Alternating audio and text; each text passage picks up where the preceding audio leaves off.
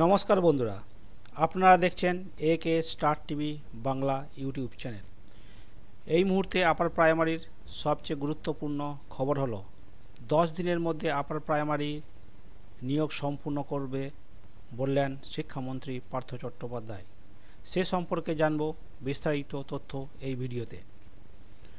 গত 7 বছর ধরে আপার প্রাইমারি নিয়োগ হয়নি।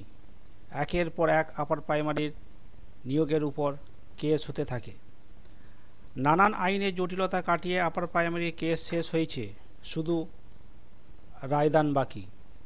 তারই মধ্যে দ্রুত নিয়োগের দাবিতে গত 1 ডিসেম্বর সমস্ত ইন্টারভিউ প্রার্থী বিকাশ ভবন অভিযান করেন এবং 2 ডিসেম্বর থেকে অবস্থান বিক্ষোভ দেখান।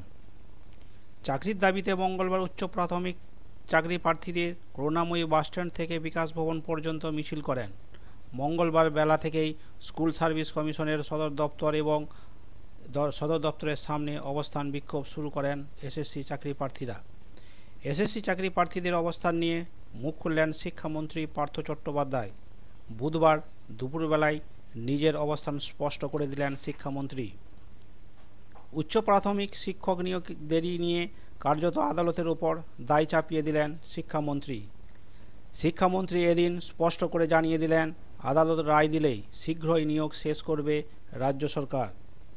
আপার প্রাইমারি চাকরি প্রার্থীদের আন্দোলন প্রসঙ্গে শিক্ষামন্ত্রী এদিন বলেন, উচ্চ প্রাথমিকে নিয়োগ প্রক্রিয়া এখনও আদালতের বিচারাধীন অবস্থায় রয়েছে। শুনানি প্রক্রিয়া শেষ হয়ে যায়নি। আদালত রায় দিলে আমরা শীঘ্রই নিয়োগ প্রক্রিয়া শেষ করব।